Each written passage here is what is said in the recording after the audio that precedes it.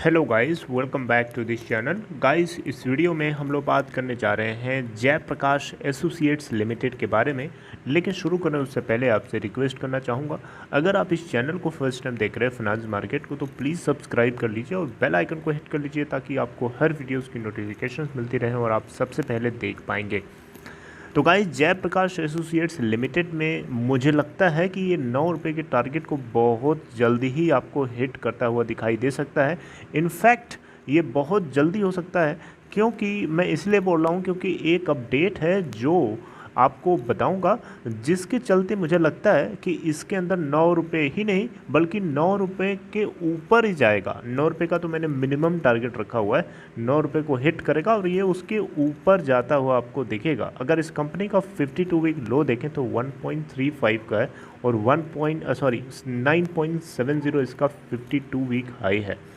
अगर हम बात करें इस कंपनी के मार्केट कैपिटलाइजेशन की, तो 1979.83 करोड़ रुपए, लगभग 2000 करोड़ रुपए अगर हम बोल दें तो कुछ गलत नहीं होगा।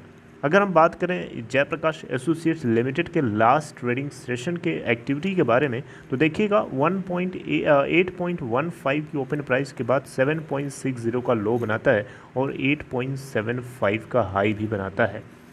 अगर आप देखें तो एनएससी के ऊपर 8.10 के ऊपर क्लोज हुआ था वेनेसडे के दिन, और थर्सडे को छुट्टी थी, आपको पता ही है, और आज फ्राइडे है। आज आपको करंट सिचुएशन अभी पता है। अगर हम टोटल का लास्ट ट्रेडिंग डे की वॉल्यूम की बात करें तो 3,13,41,641 टोटल क्वांटिटीज ट्रेड हुई, 36.41% की डिलीवरी। टेक्निकली अगर हम देखें तो बहुत ज़्यादा बुलिश है। बीएससी के ऊपर अगर आप देखें तो 63,70,539 टोटल वॉल्यूम ट्रेड हुआ, जिसमें से 60.81% की डिलीवरी। अब टोटल कंबाइंड डिलीवरी मैं आपको भी थोड़ी देर में बताऊंगा, लेकिन आइए कुछ और पैरामीटर्स के ऊपर बात करते हैं और अपडेट क्या है वो भी मैं आपको बताता हूँ। तो सबसे पहला पॉइंट मैं आपसे डिस्कस करना चाहूँगा इसके डिलीवरी को लेकर के। कंबाइंड डिलीवरी परसेंटेज क्या राइज हो रहा है इसके अंदर, जिससे हमें पता चलेगा कि लोग इसके अंदर एक्यूमुलेट कर रहे हैं कि नहीं कर रहे हैं। देखिएगा, डिलीवरी परसेंटेज 12 मई 2021 को यानी वेडनेसडे के दिन अगर आप देखें तो 37.3% की डिलीवरी हमें होती हुई दिखाई दी, जिसमें अगर हम देखें तो 0.6% का राइज भी है, यानी 0.6% ज़्यादा लोगों ने क्वांटिटीज़ उठाई इन कंपेयर टू 11 मई 2021, राइट। तो अगर हम बात करें टोटल वॉल्यूम की, तो आप देखिएगा यहाँ पे मैं वो भी आपको बता देता हूँ। 12 मई 2021 का एनएससी पे देखें, एनएससी और बीएससी दोनों का मिला करके तो 37.7 मिलियन टोटल वॉल्यूम ट्रेड हुआ, जिसमें से 14.1% की डिलीवरी उठा ली गई, यानी 14.1 मिलियन टोटल शेयर जो हैं डिलीवरी के लिए उठा लिए गए। यानी हम उसको परसेंटेज में कन्वर्ट करें तो उसको बोलेंगे परसेंटेज ऑफ डिलीवरेबल, जो कि 37.30% निकल के आता है। ऑलराइट, तो अब कंपनी के कुछ फाइनेंशियल्स की बात करें तो फाइनेंशियल से हमें मेरा क्या लेना देना है, फाइनेंशियल से बहुत लेना देना होता है। फाइनेंशियल से पता चलता है कि कंपनी क्या कर रही है, कंपनी की परफॉर्मेंस कैसी है, क्या प्रॉफिट बुकिंग है, लॉस बुकिंग है। तो देखिएगा, आप थोड़ा सा डिसअपॉइंट हो सकते हैं।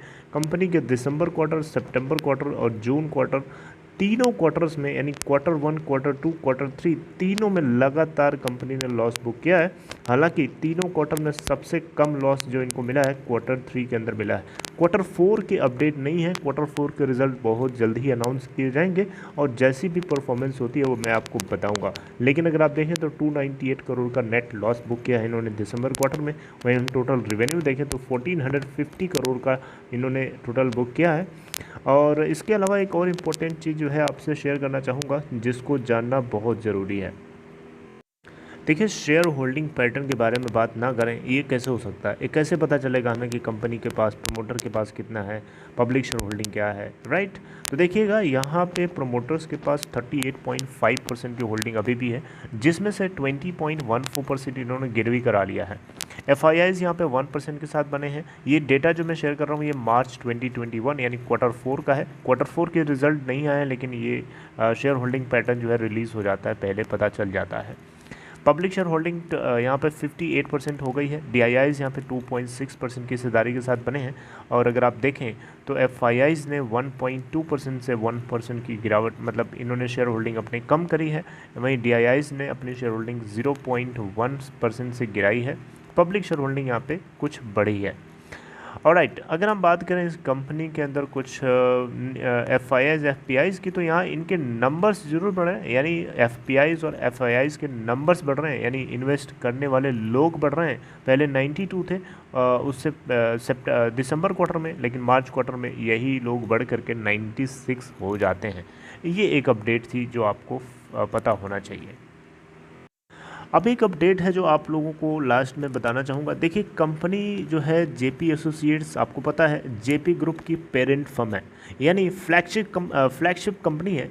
और JP ग्रुप की किसी भी कंपनी में कुछ अच्छा होता है तो डेफिनेटली उसका हमें पोटेंशियल या उसका जो इम्पैक्ट है या उसका जो मोमेंटम है वो हमें सबसे पहले उसके फ्लैगशिप कंपनी में ज़रूर दिखता है। बाकी सब्सिडरीज में तो दिखेगा ही दिखेगा, लेकिन इसमें भी दिखेगा। तो गाइस, आज है तारीख, आज की डेट है 15 मई 2021। आज एक इम्पॉर्टेंट मीटिंग है।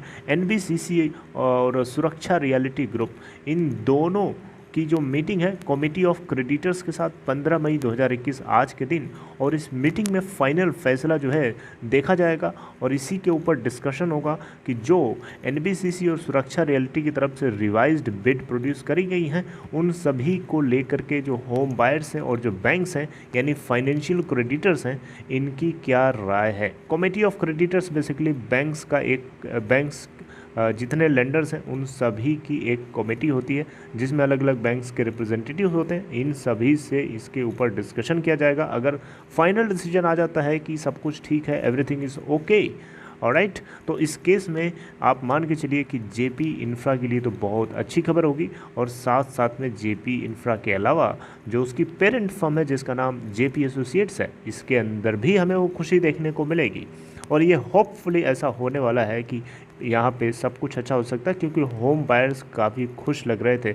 लास्ट अपडेट मैंने आपको ज़रूर आई थिंक दिया था, तब आपने देखा होगा। यहाँ पे आपको बताना चाहूँगा, सुप्रीम कोर्ट ने कुछ फैसले लिए थे बीच में। आपको पता है अनुज जैन को यहाँ पे IRP के रूप में चूज़ किया गया है, लेकिन अनुज जैन ने सुप्रीम कोर्ट में अप्रोच किया है 45 दिन कंप्लीट हो जाने के बाद भी ये काम ना करा पाने की वजह से, ताकि उनको 1 महीने का और एक्सटेंशन पीरियड मिल जाए ताकि ये काम करा सकें। इन्होंने कारण ये बताया कि कोरोना वायरस के चलते जो बहुत सारी इकोनॉमिक एक्टिविटीज़ बंद हो चुकी हैं, जिसके चलते ये पूरा का पूरा प्रोसेस जो है 45 डेज़ में फिजिबल नहीं था। ऑलराइट, तो इसके अलावा सुप्रीम कोर्ट ने जब अभी सुनवाई करी थी लास्ट, तो उन्होंने अपडेट किया था कि जो है NBCC और सुरक्षा रियलिटी जो है 750 करोड़ रुपए जो है JP एसोसिएट्स ने दिए थे उसको यूटिलाइज़ नहीं कर सकते, बल्कि उनको क्या करना है, उनको वापस करना है JP एसोसिएट्स को। और 750 करोड़ रुपए के अलावा उनको जितना भी इंटरेस्ट बनता है, जितना भी इंटरेस्ट एक्रूड होता है इस अमाउंट पे, प्रिंसिपल अमाउंट 750 करोड़ रुपए पे, वो भी चुकाना है। यानी JP associates point of view से देखेंगे तो ये एक अच्छी खबर है, क्योंकि 750 करोड़ रुपए के प्लस इंटरेस्ट के साथ आने की कंफर्मेशन हो जाएगी अगर ये खबर आज फाइनलाइज हो जाती है तो।